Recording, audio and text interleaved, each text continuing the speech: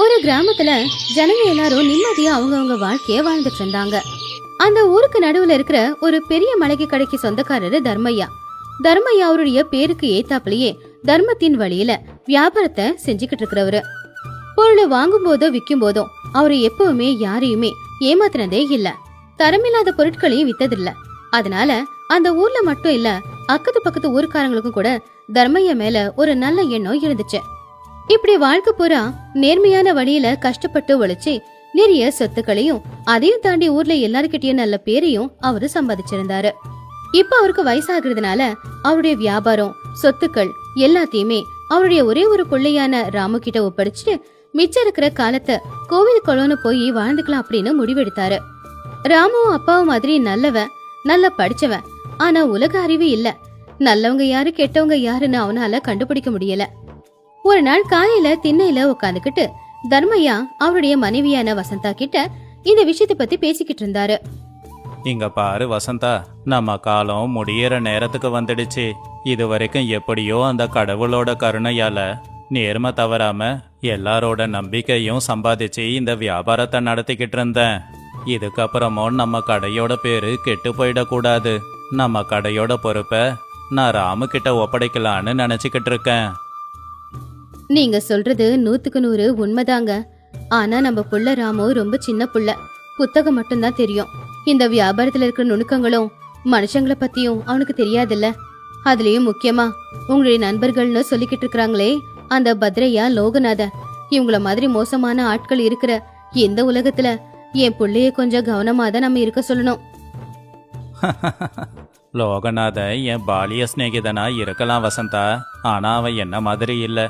மற்றவங்க சொத்தை எப்படி திருடுறது அப்படின்னு யோசிக்கிற கெட்ட எண்ணம் கொண்டவன் அவன். எல்லார விடவும் அவன் வாழ்க்கை தான் அவனுக்கு முக்கியம். அதுலயும் பத்திரையா இருக்கானே, என்னோட வளர்ச்சியை பார்த்தே பொறாமப்படுறவன் அவன். ஆனா நம்ம புள்ளைய காப்பாத்துறதுக்கான ரகசியம் என்கிட்ட இருக்கு. அது நம்ம முன்னோர்கள் நமக்காக கொடுத்த உண்மைய காட்டுற கண்ணாடி. அத ரகசியமா பத்திரமா எடுத்து வச்சிருக்கேன். அந்த கண்ணாடிய பத்தி எங்க அப்பா சொல்லி நானும் கேள்விப்பட்டிருக்கேங்க. ஆனா அது ஏதோ கட்டுக்கதையில நினைச்சுக்கிட்டு இருந்தேன். அது உண்மையிலேயே வேலை செய்யுமா? அது நிச்சயம் வேலை செய்யும் வசந்தா. அது சாதாரண கண்ணாடி இல்லையே. இமயமலையில இருந்து வந்த முனிவர்கள் என் தாத்தாவுக்கு பரிசா கொடுத்த கண்ணாடி. அந்த கண்ணாடிக்கு முன்னாடி நின்னு யாராவது பொய் சொன்னா, யாராவது ஏமாத்தணும்னு நினைச்சா அவங்களுடைய முகம் அந்த கண்ணாடியில ஒரு பயங்கர மிருகம் மாதிரி தெரியுமா. ஆனா உண்மைய சொல்றவங்களோட முகம் பௌர்ணமி நிலவு மாதிரி ஜொலிக்குமா. நாளைக்கே அந்த கண்ணாடியை என் புள்ள கிட்ட கொடுத்து யாரை நம்பணும் யாரை நம்ப கூடாது அப்படின்னு நான் கையோட சொல்லி கொடுக்கறேன்.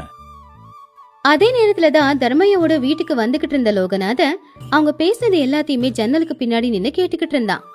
லோகநாத எந்த நாளுக்காக காத்திருந்தானோ அந்த நாள் வந்துருச்சு. தர்மையோட வியாபாரம் சொத்து எல்லாம் ராமு கிட்ட போன உடனே அப்பாவியான ராமுவை ஏமாத்தி எல்லாத்தையும் வாங்கிக்கலான்னு அவன் திட்டம் போட்டுக்கிட்டு இருந்தான். ஆனா உண்மையை சொல்ற கண்ணாடிய பத்தி கேள்விப்பட்டதும் அவன் மனசுக்குள்ள ஒரு பயம் வந்துருச்சு. ஆனா எதுவும் தெரியாத மாதிரி அவன் தர்மையா முன்னாடி வந்து நின்னு, என்ன தர்மையா, காலையிலேயே புருஷனோ பொண்டாட்டியுமா உக்காந்து ஏதோ ரகசியம் பேசுறீங்களே, உன்னோட உயிர் நண்பங்கிட்ட கூட சொல்ல மாட்டியா என்ன? வாடா லோகநாதா, வந்து இப்படி உக்காரு. ரகசியம் எல்லாம் ஒன்னும் இல்லடா. எனக்கு வயசாயிக்கிட்டு இருக்கு இல்லையா, அதான் என் கடையோட பொறுப்பை என் புள்ள ராமு கிட்ட கொடுக்கலான்னு பேசிக்கிட்டு இருக்கோம். என்னடா சொல்ற?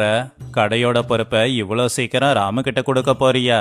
உன் புள்ள பச்சை குழந்தை, அவனுக்கு இந்த உலகத்தை பத்தி என்ன தெரியும்? அதுலயும் முக்கியமா இந்த பத்ரையாவுக்கு விஷயம் தெரிஞ்சதுன்னு வச்சுக்கோ, அவன் உன் புள்ளைய பாழங்கிணறுல தள்ளி விட்டுடுவான். பேசாம கொஞ்ச நாளைக்கு இந்த கடையோட கணக்கு வழக்கெல்லாம் என்கிட்ட ஒப்படைச்சிடு.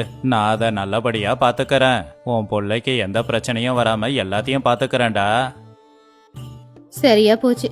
இது ஏதோ திருடன் கையில சாவியை கொடுக்கற கதையல்ல இருக்கு, என்னங்க? வசந்தா, நீ சும்மா இரு. லோகநாதா, உன் அறிவுரையெல்லாம் என் புள்ளைக்கு தேவைப்படும் தான். ஆனா நீச்சல் கத்துக்கணும்னா தண்ணியில இறங்கணும்ல. கையும் காலையும் உதைச்சி தானே கத்துக்க முடியும். அவனுக்கு எல்லாத்தையும் கத்து கொடுக்க என் வம்சத்தை சேர்ந்த ரகசிய கண்ணாடிய கொடுக்கலான்னு இருக்கேன். கண்ணாடியா? அந்த பழைய கண்ணாடிய வச்சு அவன் என்ன பண்ண போறான்? சந்தைக்கு கொண்டு போய் வித்தா அதுக்கு 10 ரூபாய் கூட கிடைக்காது. வியாபாரத்துக்கு கணக்கு முக்கியம். கண்ணாடிய வச்சு என்ன பண்றது? ஆனா அது சாதாரண கண்ணாடி இல்ல லோகநாதா. உண்மைய சொல்ற கண்ணாடி. அது முன்னாடி நின்னு யாராவது பொய் சொன்னாங்கன்னா அவங்க முகம் ரொம்ப கொடூரமாவும் பயங்கரமாவும் தெரியும். ஓஹோ, அப்ப இந்த கண்ணாடி ராமுகிட்ட இருந்தா என்னோட வேலை நடக்காது போல. எப்படியாவது அந்த கண்ணாடிய உடைக்கணும், இல்ல அதை எங்கேயாவது தூக்கி போடணும். நீ வேற என்ன தர்மையா, இந்த காலத்துல கூட யாராவது இதை நம்புவாங்களா? சரி, உன்னோட நம்பிக்கைய நான் கெடுக்க விரும்பல. எனக்கு நேரமாகுது, வேலை நிறைய இருக்கு, நான் வரேன் அப்படின்னு சொல்லி மெதுவா அங்கிருந்து கிளம்பிட்டான். அடுத்த நாள் காலையில தர்மையா அவருடைய புள்ளையான ராமுவ பூஜை அறைக்கு வர சொன்னாரு. ஒரு பட்டு துணியில சுத்தி வச்சிருந்த அழகான ரத்தினக்கல் பதிஞ்சிருந்த ஒரு கண்ணாடியை எடுத்து ராமு கிட்ட கொடுத்து, இங்க பாருப்பா, இன்னையிலிருந்து நம்ம வியாபாரத்தோட பொறுப்பை நான் உன்கிட்ட ஒப்படைக்கிறேன். வியாபாரம் பண்றது ஒன்றும் சாதாரண விஷயம் இல்ல. யாரையும் மட்டமாவும் பார்க்க கூடாது, யாரையும் நம்பவும் கூடாது. இந்த கண்ணாடிய உன் நாற்காலிக்கு பின்னாடி எப்பவும் வச்சுக்கோ. அப்பா, வியாபாரங்கிறது பொருளை வாங்கி பொருளை விற்கிறது தானே, அதுக்கு நடுவுல கண்ணாடி எதுக்கு? இது உன்னோட முகத்தை பாத்துக்கிற கண்ணாடி இல்லப்பா, இது உண்மைய காமிக்கிற கண்ணாடி. யாராவது உன்கிட்ட வியாபாரத்துல ஏமாத்தணும்னு நினைக்கிறாங்கன்னு வச்சுக்கோ, அவங்கள இந்த கண்ணாடி முன்னாடி நின்னு பேச வையி. அவங்க மனசுக்குள்ள எதுவும் கெட்ட எண்ணம் இல்லைன்னு வச்சுக்கோ, அவங்க முகம் இதுல நிலா மாதிரி ஜொலிக்கும். கெட்ட எண்ணத்தோட இருந்தாங்கன்னா அவங்க முகம் கொடூரமா தெரியும். அத கேட்டு ராமு அப்பாவோட கால்ல விழுந்த ஆசீர்வாதத்தை வாங்கிட்டு கடைக்கு கிளம்புனான். அந்த கண்ணாடிய அவன் கல்லா பெட்டி வச்சிருந்த இடத்துல வச்சான். இப்படியே கொஞ்ச நாள் வியாபாரம் நல்லபடியா நடந்துச்சு. தர்மையாவோட வியாபாரம் அவனுடைய பிள்ளையான ராமு கிட்ட போச்சுன்னு தெரிஞ்சுக்கிட்ட பத்ரையா ஒரு திட்டத்தை போட ஆரம்பிச்சான். ஒரு நாள் காலையிலேயே அவனுடைய வண்டியில சில பொருட்களை எடுத்து போட்டுக்கிட்டு அவன் ராமுவோட கடைக்கிட்ட வந்தான். என்னப்பா ராமு, உங்க அப்பா கடையோட பொறுப்பை உன்கிட்ட ஒப்படைச்சிட்டு நிம்மதியா வீட்டுல ஓய்வெடுக்கிறான் போலயே. சரி சரி, நான் காஷ்மீர்ல இருந்து குங்குமப்பூவும் ஏலக்காவும் கொண்டு வந்திருக்கேன். உங்க அப்பா பேர்ல இருக்கிற மரியாதையில கம்மி விலைக்கு தான் கொடுக்கறேன். உடனே ராமு அந்த குங்குமப்பூவை கையில எடுத்து பார்த்தான். அது சிகப்பு வண்ணத்துல பளபளன்னு ஜொலிச்சது. அவனுக்கு ஆசையாதான் இருந்துச்சு. ஆனாலும் அப்பா சொன்னது மீற முடியாது இல்லையா? அதனால அந்த மந்திர கண்ணாடி முன்னாடி அவங்கள நின்னு பேச சொன்னான். சந்தோஷங்க ஐயா, இந்த பொருள் நல்லா இருக்கு, நான் இதை வாங்கிக்கிறேன். ஆனா ஒரு தடவை இந்த கண்ணாடி முன்னாடி நின்னு இது கலப்படமே இல்லாத பொருள்னு சொல்லுங்களேன். என்னடா, என்னையே அவமானப்படுத்த பாக்குறியா? நான் எதுக்காக கண்ணாடி முன்னாடி நின்னு சொல்லணும்?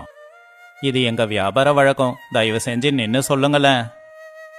அப்போ வேற வழி இல்லாம பத்ரையா அந்த கண்ணாடி முன்னாடி நின்னு, நான் கொண்டு வந்த பொருள் எல்லாமே சுத்தம் தரமானது அப்படின்னு சொன்ன உடனே அந்த கண்ணாடியில அவனுடைய முகம் கருப்பா ரொம்ப பயங்கரமா விகாரமா தெரிஞ்சது.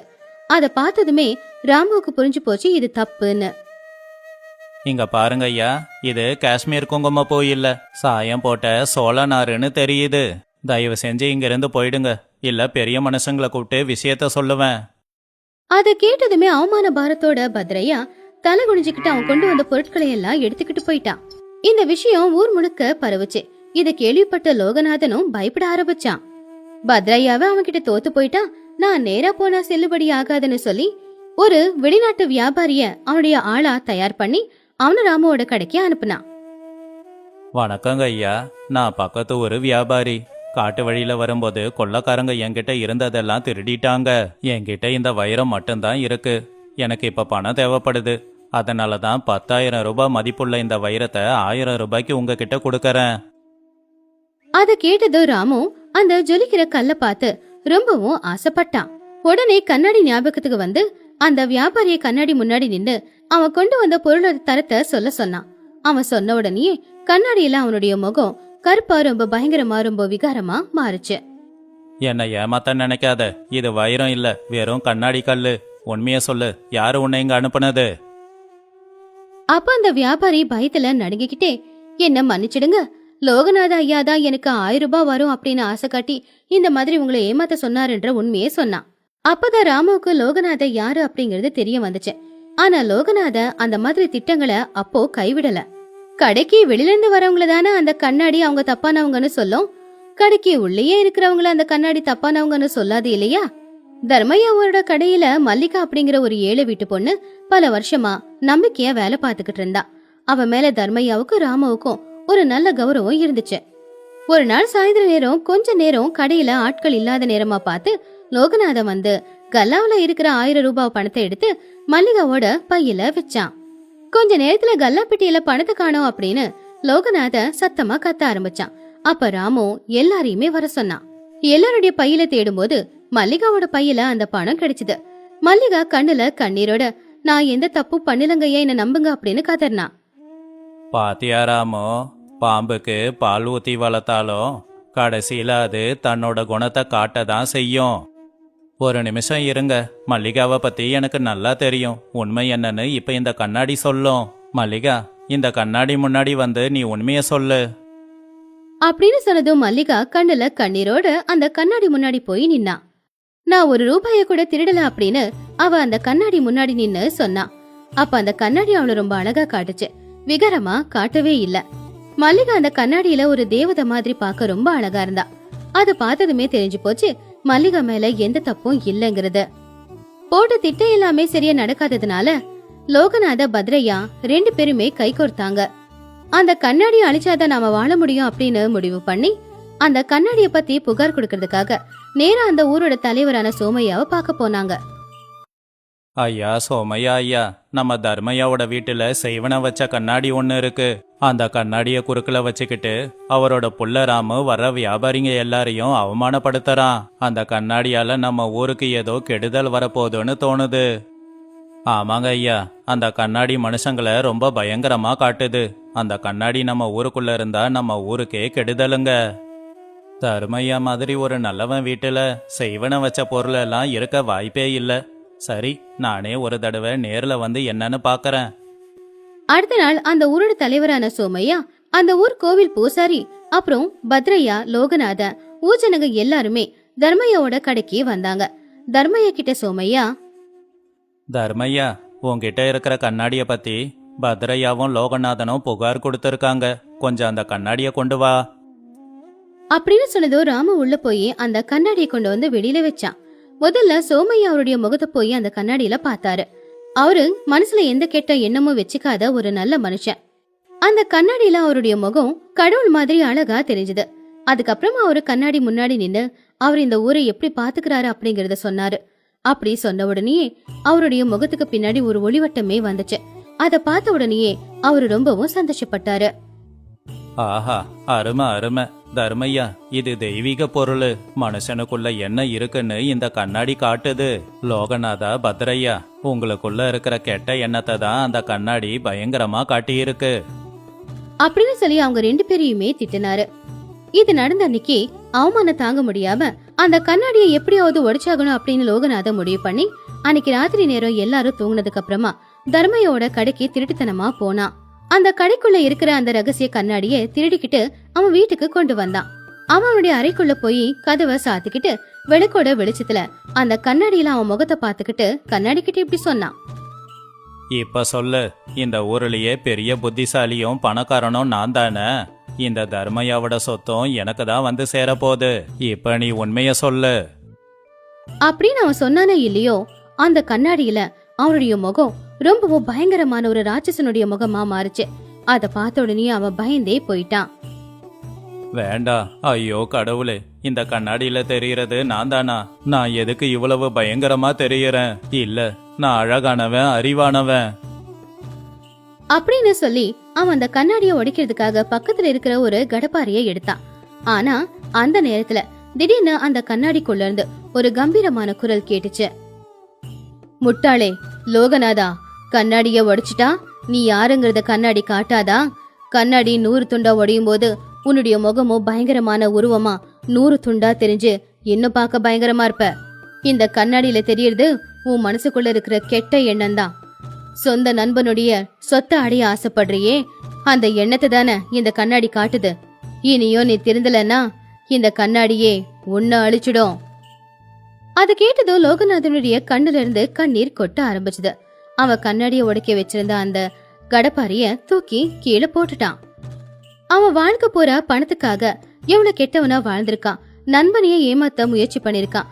இது எல்லாமே அந்த கண்ணாடி அன்னைக்கு அவனுக்கு உணர்த்துச்சு.